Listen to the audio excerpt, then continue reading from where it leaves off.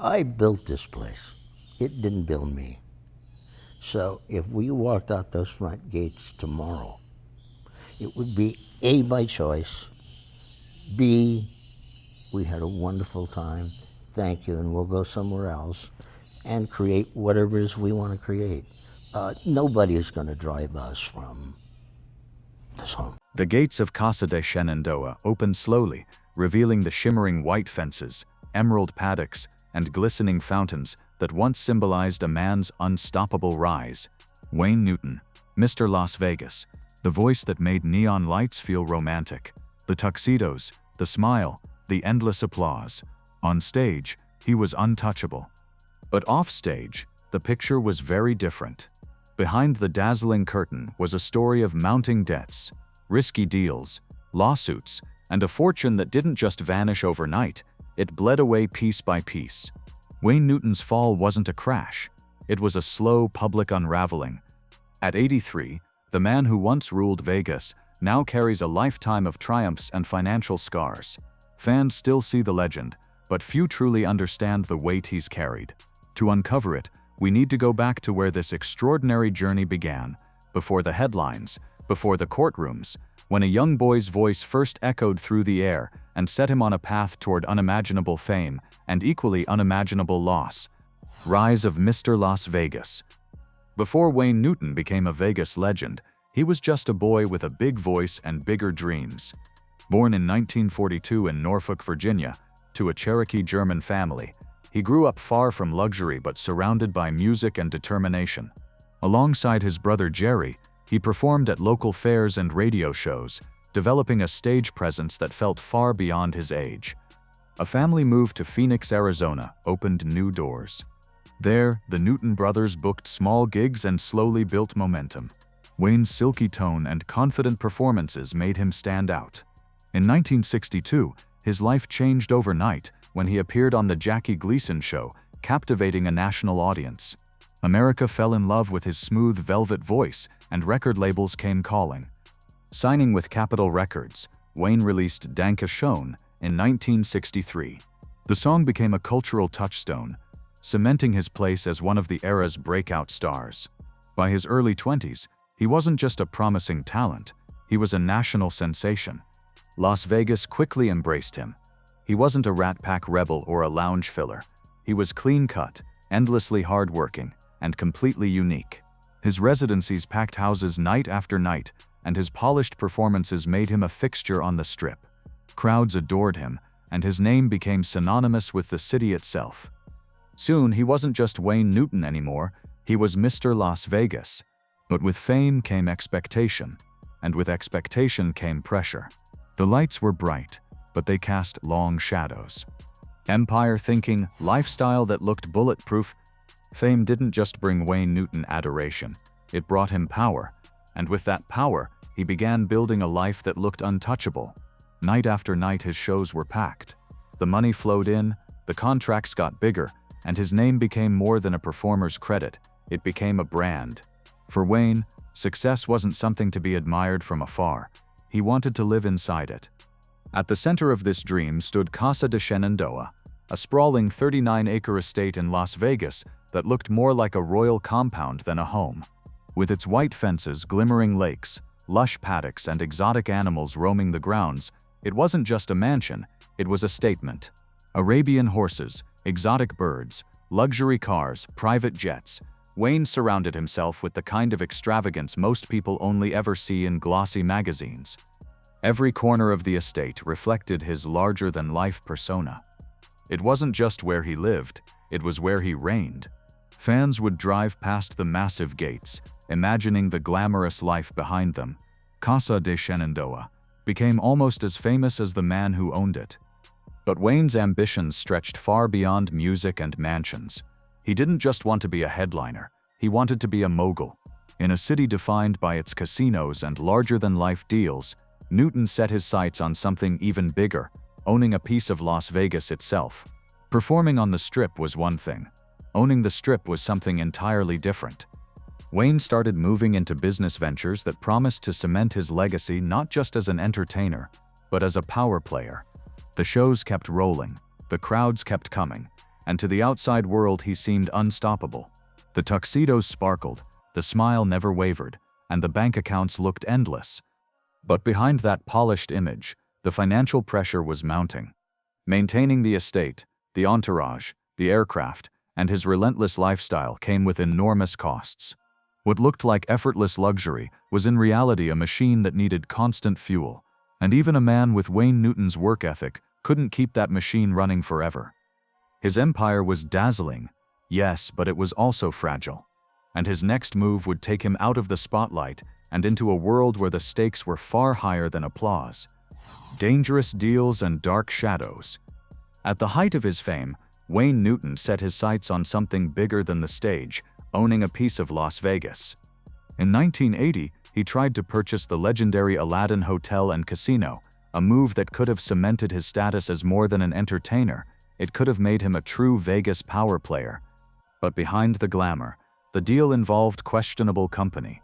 One of Wayne's key partners was Guido Penosi, a man rumored to have mob ties. In a city where showbiz and organized crime often brushed shoulders, this association was risky, and soon it exploded into a national scandal. NBC aired an investigative report linking Newton to organized crime figures through the Aladdin deal. For fans, it was shocking. Wayne had always been the clean-cut face of Vegas. Suddenly, headlines were tying him to mobsters. Wayne fired back with a libel lawsuit against NBC. Initially, he won a large judgment, but the amount was reduced and later overturned by the Ninth Circuit. The financial setback stung, but the real damage was to his reputation. The lawsuit couldn't erase the headlines or the lingering doubt. This moment marked a turning point. The man once known for velvet songs and tuxedo charm was now associated with mob whispers and courtroom battles. A deal meant to secure his legacy instead planted the seeds of the financial spiral that would soon follow. The financial spiral, taxes, lawsuit. The Aladdin scandal didn't destroy Wayne Newton overnight, but it cracked the image he'd built. And once those cracks appeared, the financial pressure behind the scenes came pouring through. Throughout the 1980s, Wayne maintained a lavish lifestyle that even his success struggled to keep up with. Casa de Shenandoah demanded constant upkeep. There were horses, exotic animals, jets, staff salaries, and legal bills from his growing disputes. His earnings were huge, but so were his expenses. When bookings slowed and debts mounted, the math stopped working. By the early 1990s, Wayne owed over $20 million in debts and unpaid taxes. The IRS was after him, creditors lined up, and lawsuits piled on. The image of Mr. Las Vegas was colliding with harsh financial reality. In 1992, he filed for Chapter 11 bankruptcy, allowing him to keep performing while reorganizing his finances. But this wasn't quiet. It was front-page news. Court filings exposed the scale of his problems: unpaid taxes, loans, judgments, and massive upkeep costs. Wayne kept performing to stay afloat. Night after night he hit the stage, not for glory, but to keep the lights on. What once felt like glamorous residencies had become a fight for survival. And while he battled creditors, another storm was forming. Not from the IRS, but from within his own business circle. The mob allegations may have dented Wayne Newton's image, but what came next shook the very foundation of his empire. Behind the tuxedos, the applause, and the carefully managed charm, a financial storm was brewing, and this time it couldn't be hidden behind stage lights. Throughout the 1980s, Wayne's lifestyle expanded at a pace that even his remarkable career couldn't sustain forever. Casa de Shenandoah required massive upkeep. The horses, exotic animals, luxury cars, private jets, staff salaries, and constant renovations drained cash like a bottomless well. Add to that years of mounting legal costs, lingering debts, and aggressive tax collectors, and the man who once symbolized Las Vegas' success found himself staring down a financial cliff.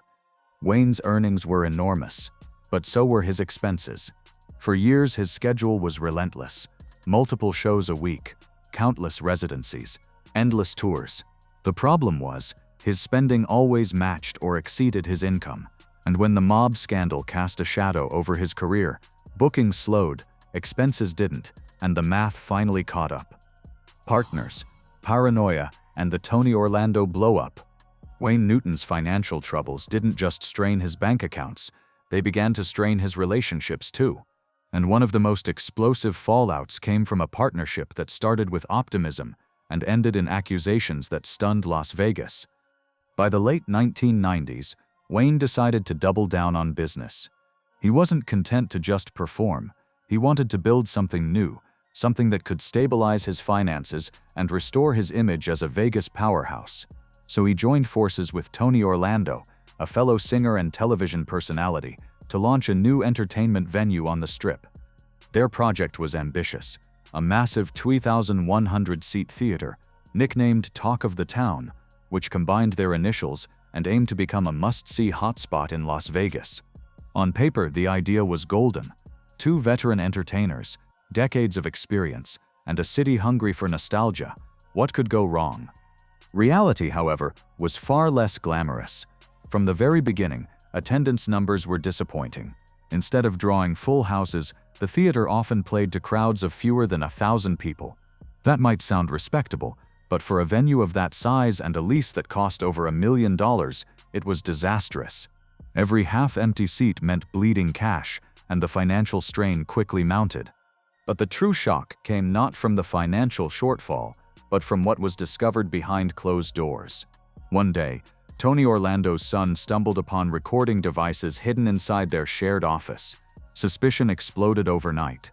Tony accused Wayne of bugging the office, suggesting that his business partner had been secretly listening to private conversations. Wayne denied the accusations immediately and fiercely, but the damage was done. Trust, once broken, is almost impossible to rebuild, especially under the heat of financial stress and public scrutiny. Tony Orlando walked away from the partnership, furious and unwilling to continue. What had started as a dream collaboration between two Vegas legends turned into a tabloid spectacle. For Wayne, the fallout was devastating. Losing Tony meant losing a partner who could have boosted both his reputation and his earnings. The theater venture began to crumble, and Wayne was left to shoulder the burden alone. On top of his existing debts, he now had a failed business venture and a very public scandal attached to his name. The accusations of bugging painted Wayne in a darker light than fans were used to. For decades, he had been the smiling face of Las Vegas, the velvet voice who made audiences swoon. Now headlines were describing secret listening devices and fractured partnerships. Even though no court ever found him guilty of wrongdoing, the public perception shifted. Wayne Newton wasn't just a struggling entertainer anymore. He was becoming a figure surrounded by whispers, lawsuits, and broken alliances. And while the Tony Orlando scandal was damaging, the real heartbreak was still to come. Because the biggest financial weight of all wasn't a theater, a lawsuit, or a business deal. It was his beloved home, Casa de Shenandoah. Casa de Shenandoah turns from dream to debt. For decades, Casa de Shenandoah was Wayne Newton's pride. The sprawling 39.5-acre estate, with its white fences, Arabian horses, exotic birds, fountains, and immaculate lawns, wasn't just a home, it was a symbol of everything he had achieved. But by the 2010s, that dream was becoming a crushing financial burden. The estate's upkeep was massive: full-time staff, animal care, endless maintenance, and security costs. Wayne was already battling debts and lawsuits, and Casa de Shenandoah's expenses were draining what little remained. To ease the strain, Wayne partnered with CSD LLC to turn the estate into a tourist attraction, complete with guided tours, a gift shop, and museum-style exhibits. On paper, it sounded brilliant. In reality, it quickly fell apart. Legal disputes erupted almost immediately. Wayne accused the developers of restricting his access to his own property, while they claimed he was stalling renovations. Meanwhile, neighbors complained about traffic and noise. What was meant to be a legacy project was turning into a legal nightmare. When tours finally opened, attendance was far lower than expected, and the estate failed to generate the revenue needed to sustain itself. By 2016, Wayne had to sell Casa de Shenandoah, marking the end of an era. The mansion that once represented his triumph now stood as a reminder of how quickly fortunes can flip. Even after the sale, legal disputes over the property and its contents dragged on, further draining his energy and reputation. Casa de Shenandoah, had started as a dream, but in the end, it became a monument to debt. The lawsuit years. Employees, vendors, and endless fees. Selling Casa de Shenandoah didn't end Wayne Newton's problems, it simply shifted them. What followed was a relentless wave of lawsuits that defined his later years. Former employees, vendors, and partners came forward with claims of unpaid wages, broken contracts, and outstanding debts. Some cases were minor, others dragged on for years, but together they created a non-stop cycle of legal fees, hearings, and settlements that kept Wayne's name in the headlines for all the wrong reasons. By this time, the image of Wayne Newton had begun to change. Once known for his velvet voice and Vegas glamour, he was increasingly associated with court dockets and legal disputes. Newspapers ran stories not about his music, but about his financial battles. Each lawsuit chipped away at his finances and reputation. Even when he won, the cost of fighting often outweighed the victory. Legal expenses stacked up, and his legacy was being rewritten, not through songs, but through legal filings. For older fans, he remained a cherished symbol of old Vegas. But to many others, he had become a figure surrounded by controversy and courtroom drama. By the end of this period, his fortune was drained, his home was gone, and his name carried the weight of decades of financial missteps. Yet through it all, Wayne's resilience never faltered, because there was still one place where he felt truly in control: the stage. Still hustling at 83, smaller rooms, bigger honesty. After decades of lawsuits, debts, business collapses, and the painful loss of his beloved estate, many expected Wayne Newton to quietly step out of the spotlight. He was in his 80s. He had nothing left to prove. Most entertainers would have retired, disappeared behind closed gates, and let the world remember them in their prime. But Wayne, he chose a different path. Even after all the legal turmoil and financial battles, the stage was still his home. Performing wasn't just a job for him. It was his identity. It was the one constant in a life filled with unpredictable highs and brutal lows. And so, in his 80s, Wayne Newton made a comeback. In 2021, he suffered a serious spinal injury, an obstacle that could have ended his career for good. But in true Wayne fashion, he refused to quit. After months of recovery, he returned to Las Vegas with a new show, Wayne Up Close and Personal. This wasn't the grand spectacle of his younger days.